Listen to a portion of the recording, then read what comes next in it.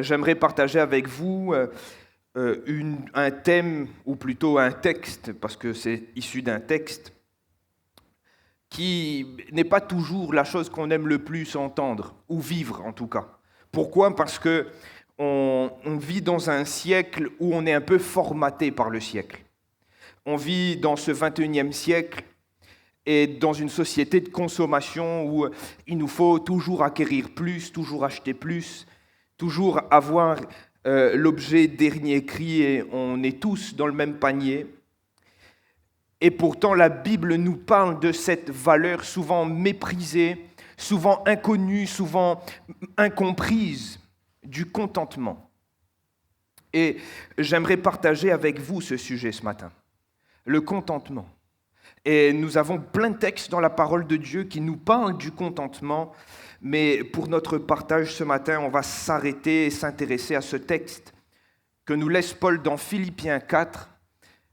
Donc on va tourner les pages de notre Bible ensemble, Philippiens 4, et on va commencer notre lecture au verset 10.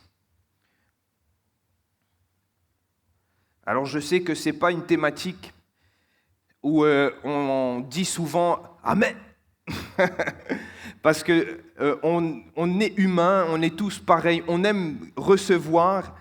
Et quand on entend parler du contentement, c'est quelque chose un peu qui fait friser la mine, c'est quelque chose qui ne nous caresse pas toujours dans le sens du poil, et ça peut un peu nous bousculer ce matin. Mais la parole de Dieu a aussi cette vocation de nous bousculer. Alléluia! Et on va réfléchir sur ce texte. Philippiens 4, et on lit à partir du verset 10. Il est écrit « J'ai éprouvé une grande joie dans le Seigneur de ce que vous avez pu enfin renouveler l'expression de vos sentiments pour moi. Vous y pensiez bien, mais l'occasion vous manquait. Ce n'est pas en vue de mes besoins que je dis cela, car j'ai appris à être content dans l'état où je me trouve. Je sais vivre dans l'humiliation et je sais vivre dans l'abondance. En tout et partout, j'ai appris à être rassasié et à avoir faim, à être dans l'abondance et à être dans la disette.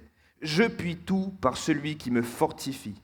Cependant, vous avez bien fait de prendre part à ma détresse. Amen. » Et on pourrait ajouter à cette lecture la fin de cette péricope, de ce paragraphe, le verset 19 et le verset 20. « Et mon Dieu pourvoira à tous vos besoins, selon sa richesse, avec gloire, en Jésus-Christ. À notre Dieu et Père, soit la gloire au siècle des siècles. Amen. » Alléluia. Cette fameuse phrase que Paul nous laisse dans ce texte et qu'on pourrait laisser dans pratiquement tout le message, « J'ai appris à être content dans l'état où je me trouve. » Voilà ce que Paul nous dit. J'ai appris à être content dans l'état où je me trouve. Et je crois qu'il est important de considérer le contexte de cet épître aux Philippiens. Paul écrit cet épître alors qu'il est en prison. Paul est en train d'écrire alors qu'il est dans les chaînes. Et remarquez avec moi, il dit « Vous avez bien fait de prendre part à ma détresse. » Paul est dans la détresse, dans les chaînes, dans la difficulté, dans une situation de vie qui n'est pas correcte. Il n'est pas en train de vivre une vie joyeuse, il n'est pas à la plage, il n'est pas les doigts de pied en éventail, il n'est pas tranquille en vacances, il est en prison. Et pourtant, lorsque vous ouvrez cette épître aux Philippiens, et je l'ai relue entièrement encore ce matin, vous voyez que presque plus d'une fois par chapitre, Paul parle de la joie. Paul parle de se réjouir. Paul est en train d'inviter les Philippiens, alors que lui, il est dans les chaînes. Il les invite à se réjouir. Et dans ce chapitre 4, au verset 4, vous avez cette phrase qu'on connaît très bien, « Réjouissez-vous toujours dans le Seigneur, je le dis, réjouissez-vous ». Et plusieurs fois dans son épître, il appelle les Philippiens à se réjouir. Et il y a comme un contraste, il y a comme là une contradiction présente. Et c'est saisissant parce que l'homme qui écrit est prisonnier, il a toutes les raisons d'être dans la détresse parce que lui-même décrit sa situation comme une situation de détresse. Et pourtant, son injonction, c'est de se réjouir. Son injonction, c'est d'être dans la joie. Et il le dit dans son épître. Pour lui, la mort, c'est un gain. Christ est ma vie. Et il dit que même s'il lui faut être dans les chaînes ou libre, Il croit que toute chose sera pour l'œuvre et au bénéfice de l'œuvre de Dieu. Alors c'est assez saisissant. Et dans la fin de son épître, au chapitre 4, on trouve presque une clé de la vie de l'apôtre Paul, quelque chose qu'il a appris et quelque chose qui nous invite à apprendre. Parce qu'il le dit dans son épître, « Soyez mes imitateurs » en parlant aux Philippiens, et je crois que cela nous est adressé aussi, nous aujourd'hui, d'être les imitateurs de ces hommes de Dieu.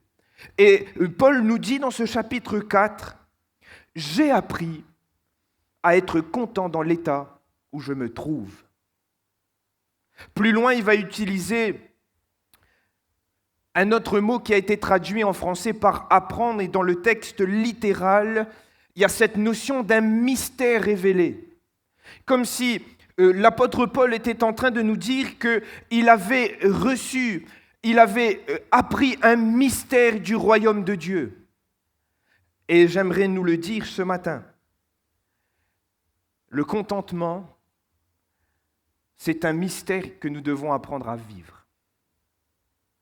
Le contentement, c'est peut-être, et je dirais c'est sûrement, un secret pour une vie de chrétien épanoui, satisfaite.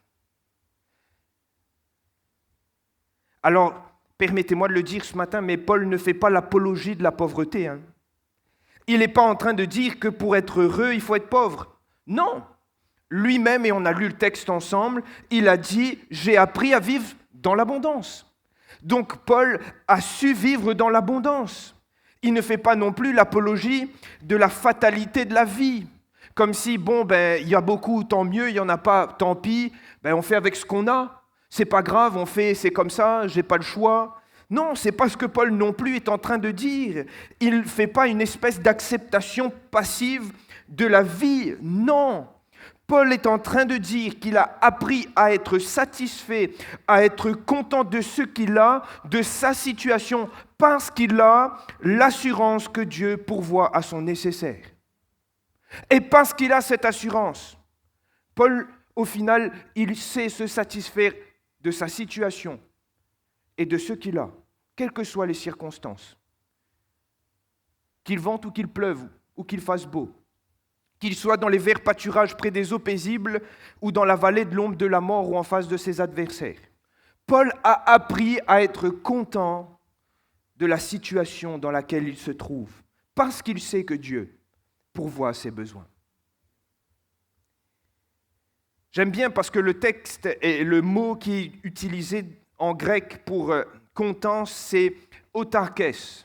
Alors, c'est la même racine que le mot en français « autarcie » qui amène cette pensée que Paul a appris à tirer satisfaction de ses moyens, au point d'avoir suffisamment pour soi-même, sans besoin d'aide extérieure, en étant indépendant des circonstances.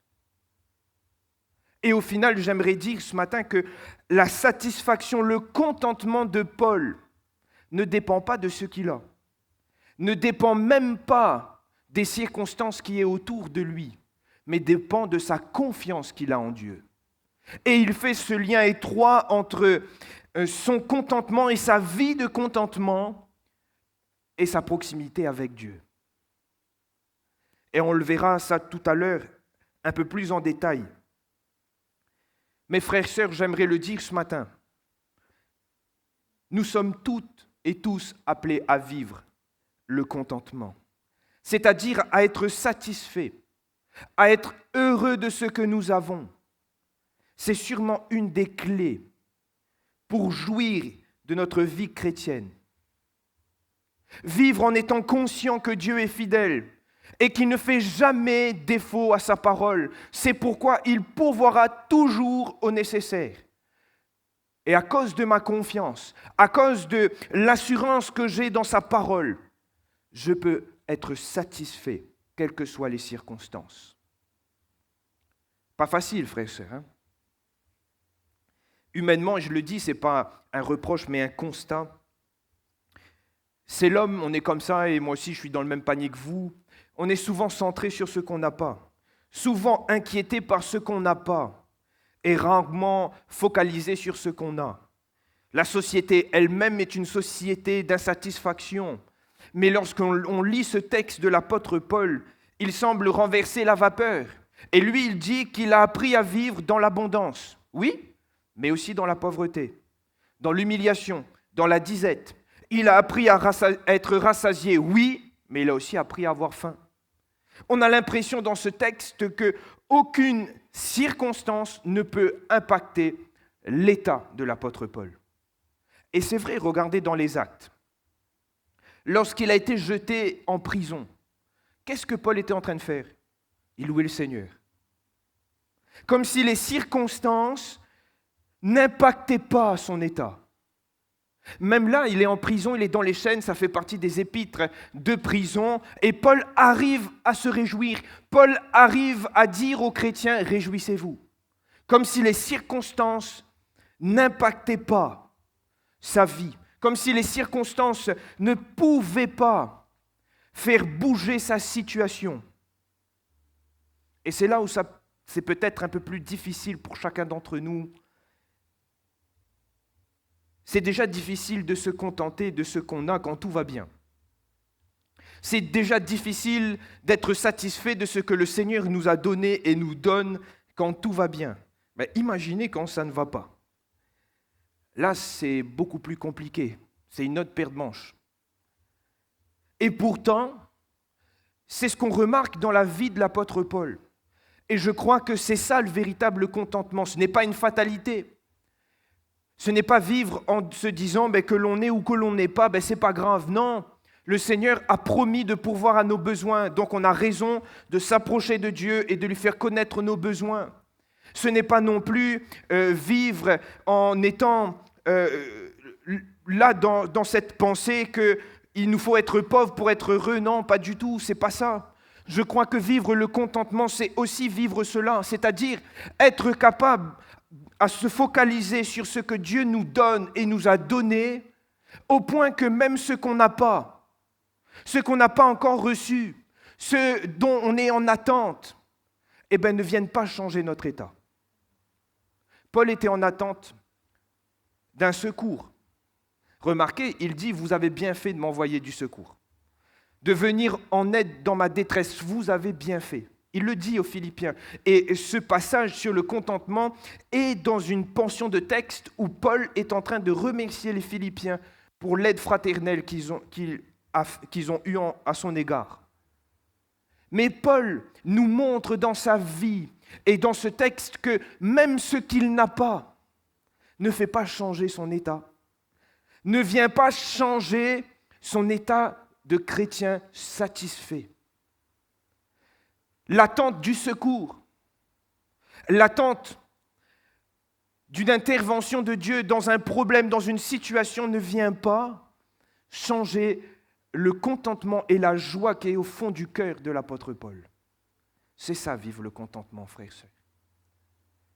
Vivre le contentement nous amène à ne pas nous laisser gagner par les problèmes, les soucis, les inquiétudes. Et je le prêchais il y a à peu près 15 jours sur la course, en disant, et l'Épître aux Hébreux nous dit, rejetant tout fardeau, courons avec persévérance. Mais il faut rejeter le fardeau.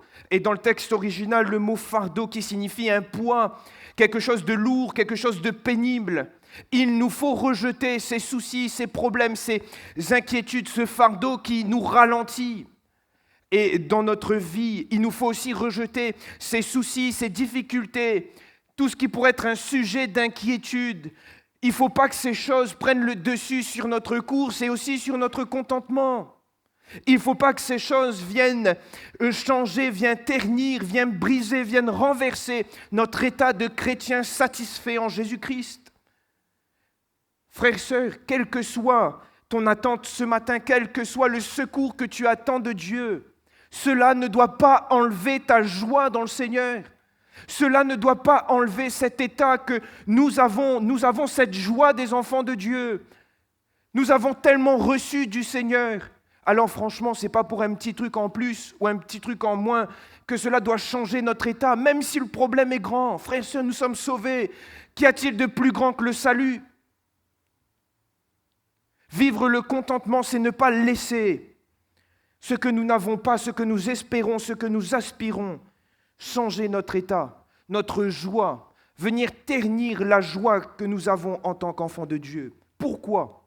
Parce que même si nous sommes dans l'attente, même si nous aspirons, nous avons l'assurance que Dieu pourvoira à nos besoins. Et Paul le dit comment ? Selon sa richesse, avec gloire et en Jésus-Christ. Le Seigneur pourvoit, frères et sœurs. Et j'aimerais voir maintenant avec vous quelques dangers d'une vie sans contentement.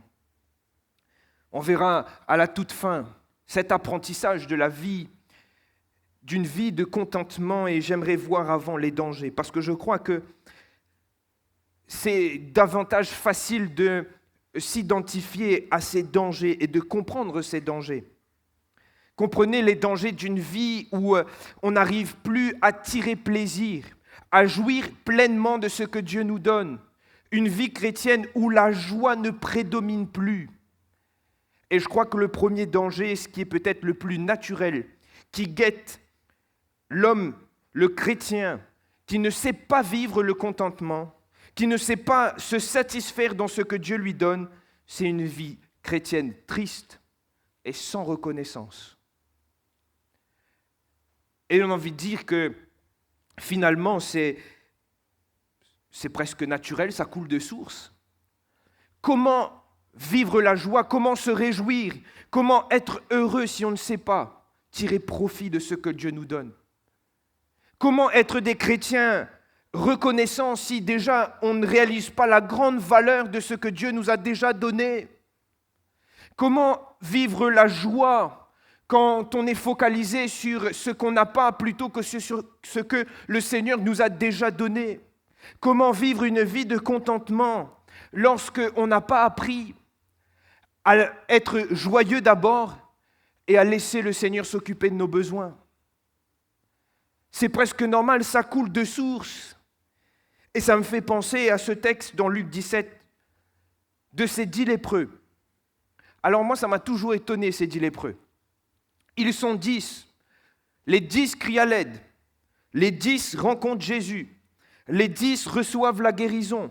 Les 10 vont faire constater qu'ils ont été guéris par le prêtre. Mais un seul revient vers Jésus. Alors je ne sais pas ce qui a happé les 9 autres pour ne pas revenir vers Jésus. Peut-être que la guérison n'a pas été si importante, je ne sais pas. Franchement, je ne sais pas. Je ne sais pas ce qui s'est passé dans la tête de ces 9 autres pour ne pas retourner vers Jésus et lui dire merci. Et pourtant, je remarque que ne pas savoir vivre ce secret du contentement et non pas du confinement, parce que ce n'est pas un secret, ne pas savoir vivre ce secret du contentement nous rend des enfants pas reconnaissants. On a du mal à dire merci comme si ce que le Seigneur avait déjà fait, n'était pas si grand. Et moi, je me fais vraiment violence lorsque je prie le Seigneur et des fois, je m'arrête de prier, je réfléchis un coup, je dis, Samuel, tu déballes les sujets, tu n'as même pas dit au Seigneur merci pour ce qu'il t'a donné. Parce qu'on est focalisé presque naturellement par ce qu'on n'a pas, ce qu'on aspire. Mais vivre une vie de contentement, c'est aussi vivre une vie où on peut se focaliser sur ce que Dieu nous donne. Et vivre une vie sans contentement, ça peut nous amener, le premier danger, c'est ça, une vie chrétienne triste. Et vous savez, il y a des chrétiens tristes. Hein. Ça existe, pas à Saint-Louis, mais il y a des chrétiens tristes. Des chrétiens qui sont toujours à la recherche, qui ne vivent plus cette joie, la joie ne prédomine plus. Et au final, ils ont du mal à être reconnaissants envers Dieu. Le second danger qui, je crois, est le danger qui suit comme si on est sur une pente glissante, c'est le danger d'une vie insatisfaite. Une vie remplie d'insatisfaction ou comme si on passait d'une insatisfaction à une autre, où au final la joie n'a que des moments tout petits, minces dans nos vies, où l'insatisfaction est prédominante du lundi au dimanche, du matin au soir. Et on a un bel exemple dans la parole de Dieu, vous savez. Cet exemple, on le trouve dans l'Ancien Testament. C'est le peuple d'Israël. Le peuple d'Israël était dans la servitude, dans les liens, sous le poids de l'oppression des Égyptiens. Ils ont crié à l'Éternel. L'Éternel a entendu. Il s'est mis en action, il envoie Moïse. Il les libère de l'Égypte. À peine sortis d'Égypte, devant la mer Rouge.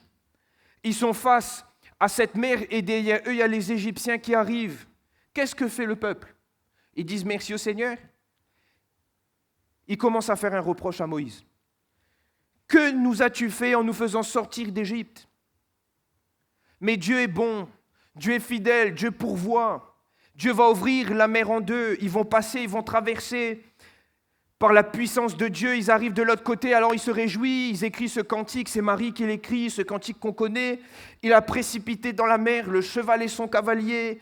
Alors c'est un temps de joie, mais ça ne dure pas longtemps, parce qu'à peine arrivé à Élim, le peuple recommence à se plaindre, avec comme accusation maintenant, « Vous nous avez menés dans ce désert pour faire mourir de faim cette multitude. » Dieu va pourvoir à la manne, au caille.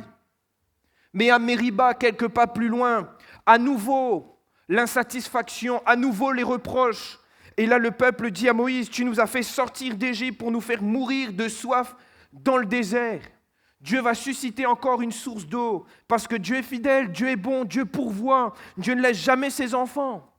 Et aux portes du pays de la promesse, là où Dieu voulait les amener, ils vont envoyer des espions, et les espions ne sont même pas capables de faire un rapport qui disent « Ah, le pays est magnifique ». Les espions amènent la peur, amènent l'inquiétude en disant « Ah, il ne faut surtout pas rentrer ». Et le peuple va plus qu'être insatisfait à ce moment-là. Ils vont se rebeller contre Moïse. Ils vont se rebeller contre cette décision, au final, de les avoir fait sortir de l'esclavage d'Égypte. Et ils vont même tenter de faire un putsch contre Moïse. Ils vont dire « Nommons-nous un chef et remontons en Égypte ». Vous imaginez? Dieu les a fait sortir de l'esclavage. Dieu les a sauvés de l'oppression d'Égypte. Et quelques temps après, ils sont prêts à revenir. Ils sont prêts à mettre Moïse de côté, les promesses de Dieu de côté et retourner en Égypte. Parce qu'ils ont marché d'insatisfaction en insatisfaction. Permettez-moi de vous poser une question ce soir. Dieu n'a-t-il pas comblé de bénédictions ce peuple d'Israël? Dieu n'a-t-il pas toujours pourvu depuis la sortie d'Égypte jusqu'aux portes de Canaan? Dieu n'a-t-il pas ouvert les écluses des cieux quand il le fallait? Dieu n'a-t-il pas conduit? Dieu n'a-t-il pas ouvert la mer? Dieu n'a-t-il pas fourni l'écaille, la manne? Pourtant, l'Éternel qualifie ce peuple d'un peuple au cou raide. Et croyez-moi que dans la bouche de l'Éternel, ce n'est pas un compliment. Un peuple insatisfait qui va sans cesse regarder en arrière, sans cesse regarder à ce qu'il y avait en Égypte, en mettant de côté qu'ils étaient esclaves. Sans cesse regarder à ceux qui n'ont pas, sans cesse se comparer aux nations alentours et murmurer, même quand ils vont être en Canaan, ils vont dire, et on a vu que les autres peuples ont un roi, il nous faut un roi, il faut faire comme eux. Ce peuple a marché d'insatisfaction en insatisfaction. Et je crois que c'est le danger aussi d'une vie sans contentement. D'une vie où on met toujours ce qu'on n'a pas devant ce que Dieu nous a déjà donné. Une vie où on ne sait pas se réjouir de ce que Dieu nous donne. Une vie où on ne sait pas se réjouir de ce que Dieu nous a déjà donné. Une vie où au final vous remarquerez que la joie c'est vraiment des petits moments. Hein. Mais c'est le risque, c'est le danger.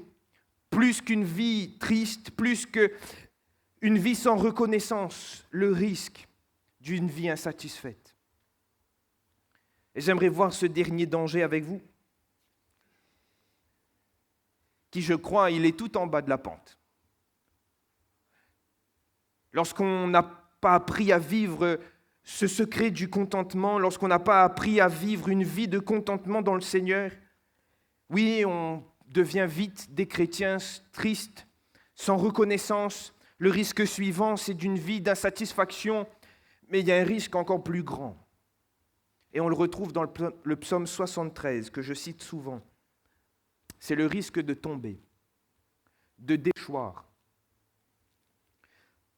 Remarquez avec moi que Asaph, cet homme de Dieu, nous explique qu'à un moment de sa vie, qu'est-ce qu'il s'est amusé à faire? Il a comparé sa situation à celle du méchant. Il a comparé ce que lui il avait, ce que le méchant avait. Il a comparé ce que le méchant était capable de faire dans ses entreprises, tout ce qu'il entreprenait, comment ça fonctionnait. Et il a regardé, lui, dans ses entreprises, comment ça allait. Et vous savez ce qu'a été le bilan? Eh bien, le méchant, il s'en tire mieux. C'est ce qu'il a vu en se comparant. Et à ce moment-là, Asaph, il est vraiment dans une réflexion profonde. Et il est en train de glisser parce que lui-même nous dit, mon pied était en train de glisser, j'allais tomber. Et il arrive même à se poser cette question, est-ce en vain que j'ai gardé mon cœur pur? Parce qu'il s'est focalisé sur ce que le méchant avait, ce que lui n'avait pas. Sur sa réussite au méchant et sur des fois, lui, son échec. Il n'a plus su voir ce que Dieu lui a donné. Il n'a plus su placer son espérance dans le Seigneur. Et c'est ce que le Seigneur va lui rappeler à la fin de ce psaume. Mais c'est malheureusement le danger d'une vie où on ne sait pas se réjouir dans ce que le Seigneur nous donne. Le danger final, c'est au final de tomber. Et tant de personnes abandonnent la course, des fois simplement parce que le Seigneur n'a pas accordé une bénédiction, n'a pas accordé quelque chose dont ils attendaient. Mais le Seigneur nous a donné plus grand, frères et sœurs. Nous sommes sauvés. Est-ce qu'on veut le réaliser ce matin? Nous sommes sauvés. Frères et sœurs, rien ne peut nous séparer de l'amour de Dieu. Et si nous demeurons dans la foi, à l'heure de la fin des temps, nous serons sauvés avec le Seigneur. Même s'il nous faut mourir ici-bas, nous serons avec Jésus dans le ciel.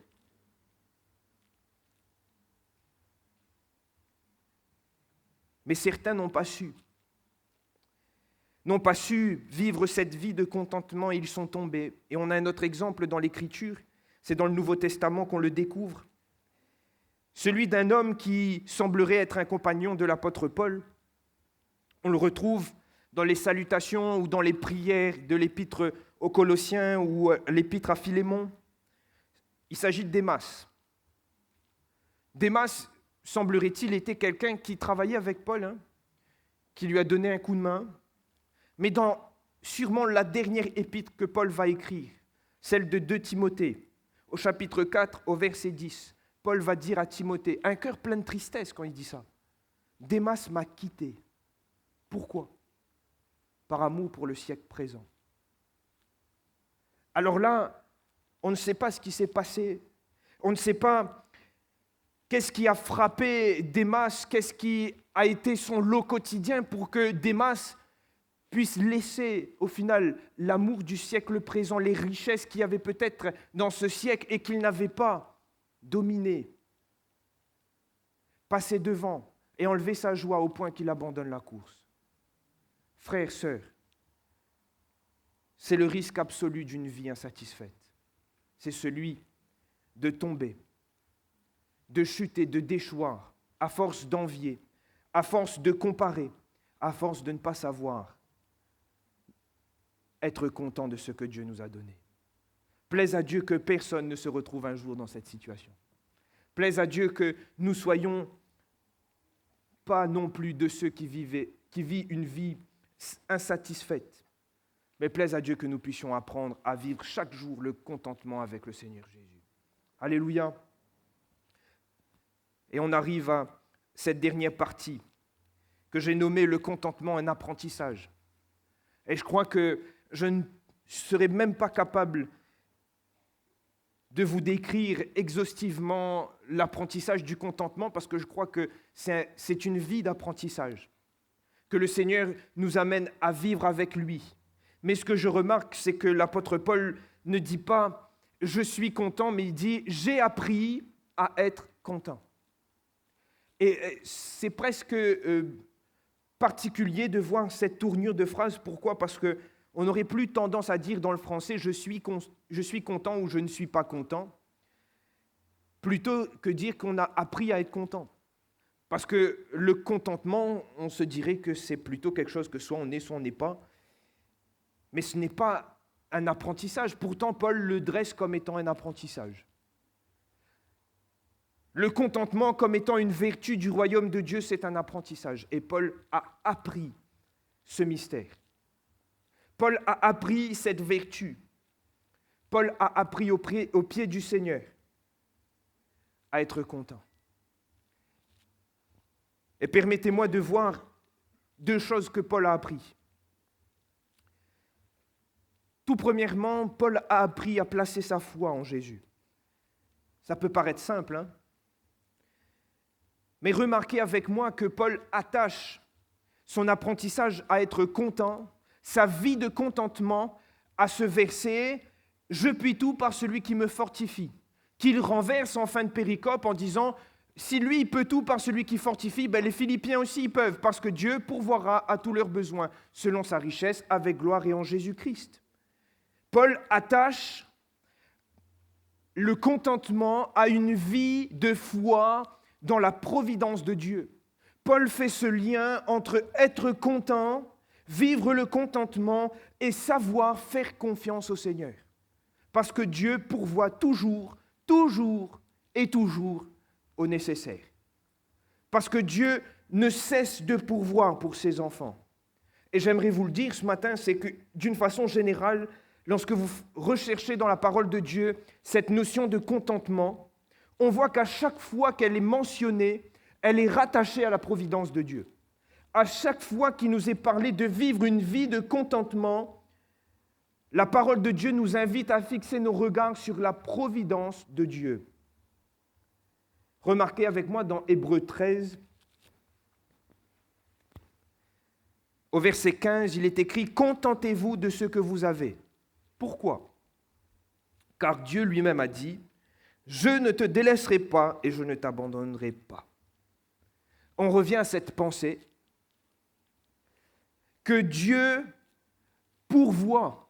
Et parce qu'il y a cette providence de Dieu, je peux vivre une vie de contentement. La vie et vivre le contentement est intimement lié à la foi, à la connaissance et à la conscience que j'ai de la providence de Dieu. Et pour pouvoir apprendre le contentement, il me faut apprendre à avoir foi et confiance dans la providence de Dieu.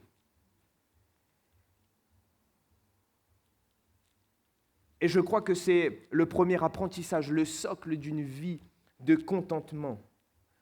Ayant l'assurance du secours de Dieu dans mes besoins, je peux être satisfait.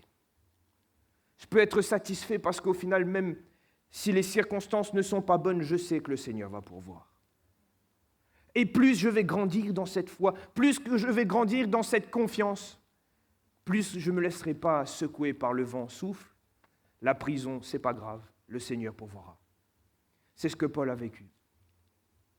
Et permettez-moi de le dire, c'est aussi sûrement une des leçons qu'on peut tirer de la multiplication des pains dans Jean 6. Remarquez avec moi, les disciples étaient face à 3 réalités. Première réalité, c'est la réalité de la poche. Il y avait 300 deniers dedans. Réalité numéro 2, la réalité de la main. Il y avait 5 pains et 2 poissons dans les mains. Réalité numéro 3, ce qu'ils avaient devant les yeux. 5 000 hommes, sans compter les femmes et les enfants, à peu près plus de 15 000 personnes. Et Jésus leur dit, donnez-leur vous-même à manger. Alors là, face à cette triple réalité, la poche, les mains, les yeux, Seigneur, c'est pas possible. On ne peut pas avec 200 deniers, on ne peut pas avec 5 pains et 2 poissons, et ils sont trop nombreux. Et pourtant, Jésus va enseigner ses disciples qu'avec 5 pains et 2 poissons, lui, il peut nourrir la foule.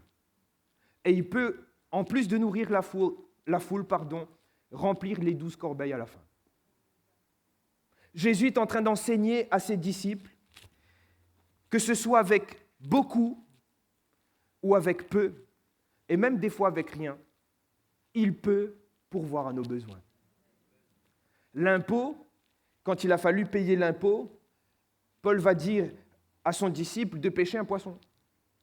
Et il va avoir ce qu'il fallait dans le poisson. Il va avoir la pièce qu'il fallait dans le poisson. Vous imaginez? Avec rien, là, le Seigneur a su agir. Et je crois que c'est une des leçons et le plus grand apprentissage d'une vie de contentement. C'est savoir faire confiance au Seigneur. Et ma vie de contentement dépendra de ma capacité à avoir foi dans la providence de Dieu. Alléluia. Frères, sœurs, permets-moi de rappeler ce matin, quelles que soient les circonstances dans lesquelles tu vis, et peut-être quelqu'un est dans l'attente d'un secours, permets-moi de te dire, le Seigneur pourvoira à tes besoins. Mais ne te focalise pas juste sur ce que tu n'as pas ce matin. Apprends à dire merci au Seigneur pour ce que tu as. Apprends à vivre cette vie de contentement. Ne laisse pas ce que tu n'as pas, ce que tu attends, ce que tu aspires, venir être un frein à ta joie d'être chrétien.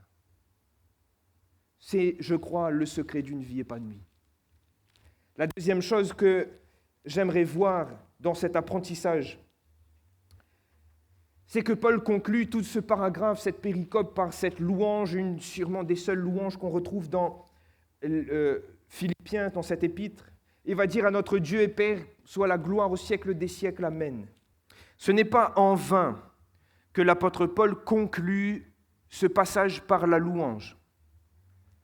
Parce que Paul a appris dans sa vie, et Paul a appris dans son apprentissage du contentement, à être reconnaissant au Seigneur, à le louer, que ce soit dans la prison ou libre, que ce soit dans l'abondance ou dans la disette ou dans l'humiliation, que ce soit avec beaucoup ou avec rien, Paul a toujours su fixer ses regards sur Christ, sur ce que Jésus lui avait déjà donné, sur ce que Christ lui a offert, et il a appris à vivre en étant reconnaissant, à dire merci.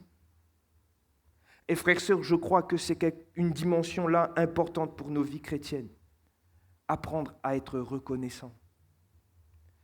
Du temps de l'Ancienne Alliance, on n'avait pas le choix, il y avait des sacrifices qui étaient là pour la louange, pour l'adoration, il y avait toutes des processions, il y avait des rites, mais aujourd'hui, si ces rites n'existent plus, il faut que ces réalités existent toujours dans nos vies. Il faut que nous soyons toujours capables d'être dans la louange, l'adoration, d'être reconnaissants, de dire merci au Seigneur. Et je le répète encore une fois, frères, sœurs, nous sommes sauvés. Nous avons notre place dans le ciel. Rien ne peut nous séparer de l'amour de Dieu. La Bible nous dit que Dieu nous a bénis de bénédictions spirituelles dans les lieux célestes.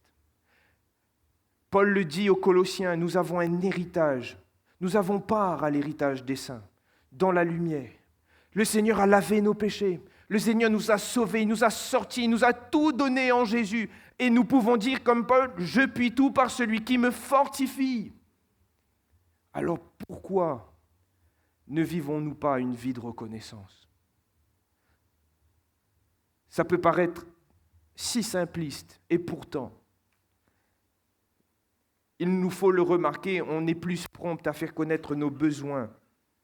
Et il faut le faire qu'à dire au Seigneur merci. Et je crois que vivre une vie de contentement, c'est l'apprentissage aussi d'une vie reconnaissante.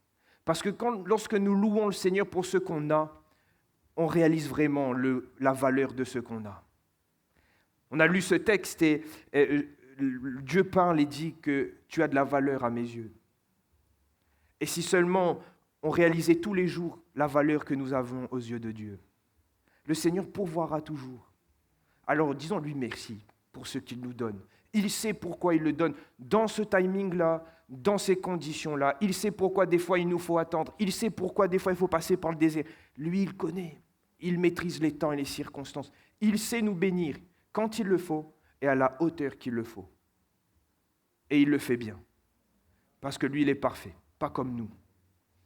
Alors permettez-moi de le dire, associons-nous au psalmiste qui parle à son âme dans le psaume 103, verset 2. Il dit « Mon âme loue l'Éternel et n'oublie aucun de ses bienfaits. » Voulons-nous ce matin conclure ces moments en louant le Seigneur, en étant reconnaissant. Frères et sœurs, je crois qu'il est important pour chacun d'entre nous d'apprendre. C'est un apprentissage, on ne va pas sortir de là en étant parfait. Ce matin, je crois que c'est un apprentissage de tous les jours, à vivre une vie où nos regards ne sont pas focalisés sur ce qu'on n'a pas. Mais nos regards sont focalisés sur Jésus, sur sa providence. Et à cause de cela, nous pouvons être satisfaits de ce que Dieu donne, de ce que Dieu a déjà donné et vivre une vie de contentement. C'est le secret d'une vie heureuse dans le Seigneur. Alléluia.